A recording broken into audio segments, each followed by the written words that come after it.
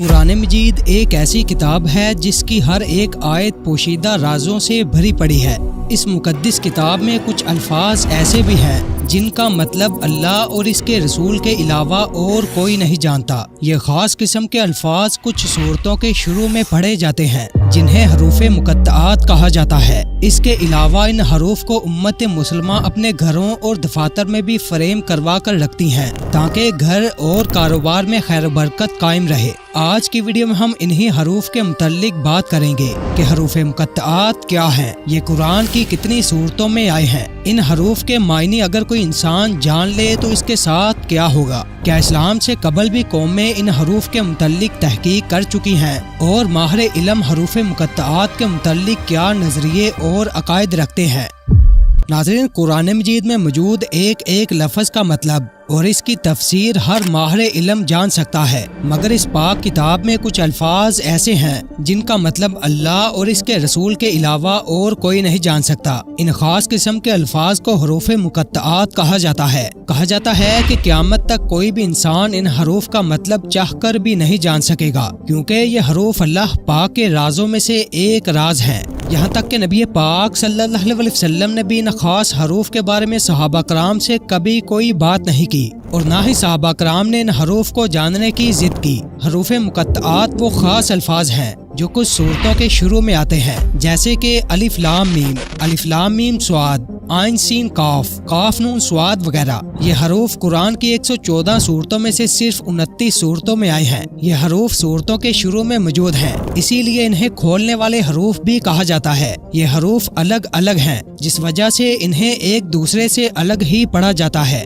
और अलग अलग पढ़ने से किसी लफ्ज का मफहूम नहीं निकलता। कहा जाता है कि कुरान में मौजूद जो भी इन हरूफ का मतलब जान जाए वो कुरान के गहरे राजों को भी जान लेता है, यहाँ तक कि वो इसमें आज़म को भी जान लेता है। और फिर ये सब जानकर वो शख्स ऐसी रूहानी ताकत पा लेता है कि जो दुनिया में किसी भी इंसान के पास मौजूद नहीं। कुछ मुफस्सिरीन और उलमाए कराम की जमायत का मानना है कि इन हरूफ के मायने सिर्फ अल्लाह को ही मालूम है और जमीन पर मौजूद किसी पर भी इन हरूफ के मायने को जाहिर नहीं किया गया। हजरत मोहम्मद सल्लल्लाहु अलैहि वसल्लम अल्लाह के वाहिद ऐसे नबी हैं जिन्हें हरूफ मुकत्तआत के मायने मालूम है। याद रहे कि इन हरूफ को लोहे कुरानी भी कहा जाता है, जिन्हें उम्मत मुसलमा अपने घरों, दफ्तरों और दुकानों में भी फ्रेम बनवाकर या तावीज़ बनवाकर दीवार के साथ लटकाते हैं ताकि घर और कारोबार में खैर बरकत कायम रहे। इन हरूफ के मुतल्लिक उम्मत मुसलमा के बीच कई अकीदे और नजरियात भी पाए जाते हैं, जैसे कि कुछ लोगों का ख्याल है कि इन हरूफ में उम्मत मुसलमा के लिए कुछ बड़े इनामात और खुशखबरियाँ छुपी हुई हैं जो कि बरोज़े क़यामत ही जाहिर करके नेक लोगों को अता की जाएंगी। लोगों का ख्याल है कि अगर ये इनामात दुनिया में ही अता कर दिए जाएं तो शायद क़यामत के दिन हिसाब किताब पर बख्शिश के लिए मुसलमान कोशिशें करना छोड़ दें। बाज़ मुफस्सिरीन लिखते हैं कि हरूफ मुकत्तआत पर्दों में छुपे राजों में से एक राज हैं और इंसानी अकल इन्हें समझने से क़यामत तक कासिर रहेगी। हैरत तो इस बात की है कि इस्लाम से कबल भी इन हरूफ के मुतल्लिक यहूदी तहकीक किया करते थे और इनमें भी उम्मत मुसलमा की तरह मुख्तलिफ अकीदे और नजरियात पाए जाते थे। कदीम मजहबी किताबों में इस हवाले से एक अजीबोगरीब वाक़या भी पढ़ने को मिलता है, जिसे हजरत इब्ने अब्बास ने कुछ यूं रवायत किया है कि एक मर्तबा अबू यासर बिन अख्तब अपने भाई और यहूदियों के साथ मदीना की तरफ आया। जब इसके भाई का गुजर नबी पाक सल्लल्लाहु अलैहि वसल्लम के पास से हुआ तो उस वक्त आप सल्लल्लाहु अलैहि वसल्लम सूरत अल बकरा की इब्तदाई आयत अलिफ लाम मीम ज़ालिकल किताब पढ़ रहे थे। अबू यासर का भाई यहूदियों के पास आया और इनसे कहने लगा, मैंने मोहम्मद को वो तलावत करते सुना है जो उन पर नाजल हुई है, अलिफ लाम मीम ज़ालिकल किताब। यहूदी ये सुनकर काफी हैरान हुए और कहने लगे, वाकई तुमने यही सुना है? वो कहने लगे, खुदा की कसम मैंने यही सुना है। ये सुनकर यहूदियों ने फैसला किया कि वो खुद मोहम्मद के पास जाकर सुनेंगे। लिहाजा यहूदियों का एक मजमा नबी पाक सल्लल्लाहु अलैहि वसल्लम के पास गया और कहने लगे, ए मोहम्मद, ये कलाम जो तुम पढ़ते हो इसे जिब्राइल अल्लाह की तरफ से तुम पर लाए हैं। आप सल्लल्लाहु अलैहि वसल्लम फरमाने लगे, हाँ। फिर वो कहने लगे, ए मोहम्मद, अल्लाह ने आपसे पहले भी कई नबी माबूस फरमाए हैं مگر ہم نہیں جانتے کہ آپ کے سوا ان میں سے کسی نبی کو اللہ نے ان کی حکومت کی مدت اور ان کی امت کی مدت کا علم دیا ہو۔ اس کے بعد وہاں بیٹھے سبھی یہودی آپ پر اعتراض کرنے لگے۔ اسی دوران ابو یاسر بن اخطب کا بھائی اپنے ساتھی یہودی کی طرف متوجہ ہوا اور کہنے لگا، الف 1 لام 30 اور میم 40 یہ 71 سال بنتے ہیں، اور اپنے ساتھیوں سے کہنے لگا، کیا تم اس نبی کے دین میں داخل ہونا پسند کرو گے جس کی حکومت کی مدت اور اس کی امت کی مدت 71 سال ہے؟ پھر وہ رسول پاک صلی اللہ علیہ وسلم کی طرف متوجہ ہوا اور کہنے لگا، اے محمد، کیا اس کے علاوہ بھی کچھ ہے؟ حضور فرمانے لگے، ہاں۔ اس نے پوچھا، کیا؟ آپ نے فرمایا، الف لام میم۔ آپ نے فرمایا، الف لام میم صاد۔ یہ سن کر وہ کہنے لگا، اب تو یہ زیادہ طویل مدت ہے، الف 1 لام 30 میم 40 اور صاد 90، اور یہ 161 سال بنتے ہیں۔ وہ آپ کی طرف دوبارہ متوجہ ہوا اور کہنے لگا، کیا اس کے علاوہ بھی کچھ ہے؟ حضور فرمانے لگے، ہاں۔ اس نے پوچھا، کیا؟ آپ نے فرمایا، الف لام میم را۔ یہ سن کر وہ کہنے لگا، یہ تو اور بھی زیادہ طویل ہے، الف 1 لام 30 میم 40 اور را 100، اور یہ 171 سال بنتے ہیں۔ اس کے بعد وہ کہنے لگا، اے محمد، آپ نے ہماری مشکل اور بھی بڑھا دی ہے، یہاں تک کہ ہمیں کچھ سمجھ نہیں آ رہا، ہم جان نہیں پا رہے کہ آپ کو کیا عطا کیا گیا ہے۔ اور پھر اس کے بعد وہ یہودی وہاں سے چلے گئے۔ دراصل یہودی اس بات سے اچھی طرح واقف تھے کہ آپ ایک سچے نبی ہیں جن کے بعد اور کوئی نبی نہیں آئے گا۔ وہ آپ کی امت کے بارے میں بھی جانتے تھے، لیکن وہ آپ کی امت کی مدت سے انجان تھے۔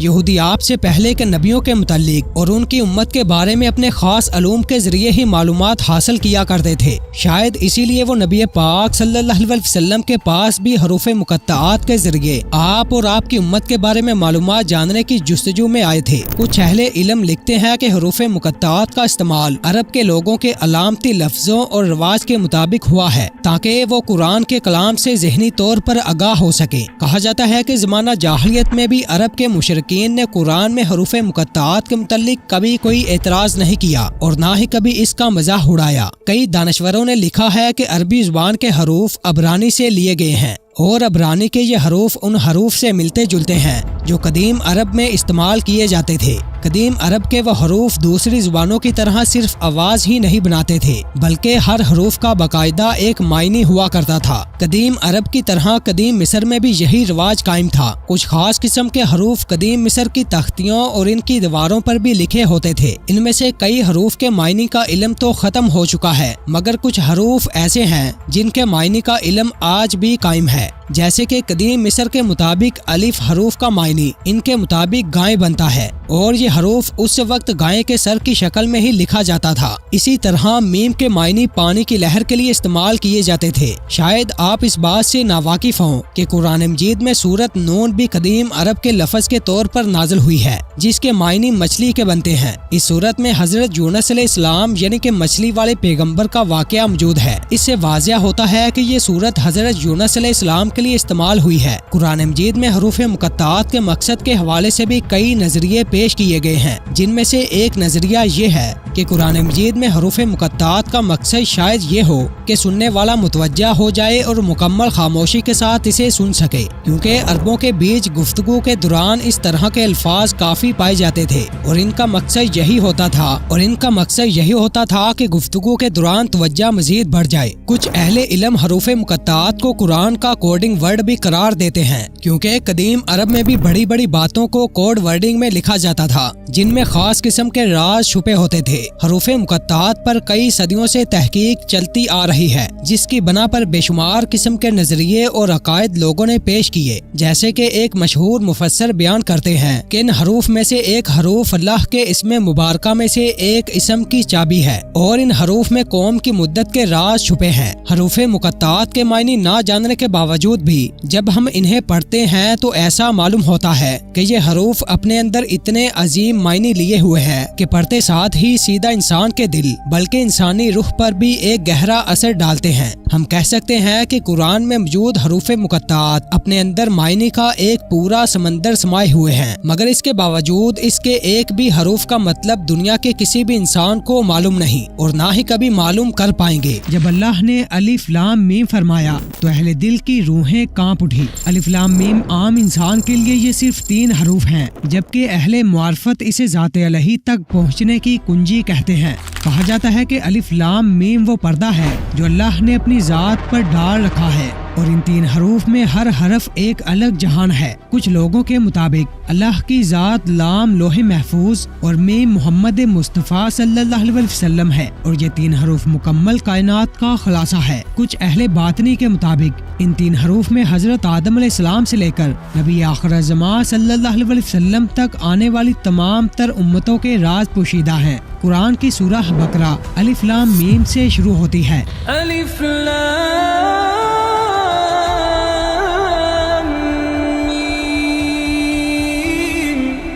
الف لام میم ذالک الکتاب لا ریب فیہ ھدی للمتقین، یعنی یہ وہ کتاب ہے جس میں کوئی شک نہیں اور تقوی داروں کے لیے ایک ہدایت ہے۔ اس آیت میں الف لام میم ایک روحانی کوڈ ہے، اور یہی آیت بتاتی ہے کہ یہ کوڈ کس پر آشکار ہوگا، یعنی کہ یہ راز صرف ھدی للمتقین پر ہی کھلے گا۔ اس لیے الف لام میم کو سمجھنے کے لیے سب سے پہلے متقین کو سمجھنا ضروری ہے، اور متقین کو سمجھنے کے لیے ہمیں 5 سینسری سسٹم کو سمجھنا ہوگا۔ سب سے پہلے سماعت یعنی سننے کی حس ہے۔ انسان 2 طرح سے سنتا ہے، ایک جسمانی سماعت اور ایک روحانی سماعت۔ خود کی اور دیگر لوگوں کی آواز سننا جسمانی سماعت ہے، اور اپنے وجدان اور روح کی آواز سننا روحانی سماعت ہے۔ یہ وہ سماعت ہے جو انسان کو مراقبہ، مکاشفہ اور محاسبہ نفس سے حاصل ہوتے ہیں۔ دوسرا حصہ ہے بصارت یعنی دیکھنا، یعنی اپنے قلبی نور سے دل کی آنکھوں سے چیزوں کو دیکھنا اصل بصارت ہے۔ تیسرا حصہ ہے چھونا یعنی محسوس کرنا۔ انسانی جسم میں جب کوئی درد یا تکلیف ہوتی ہے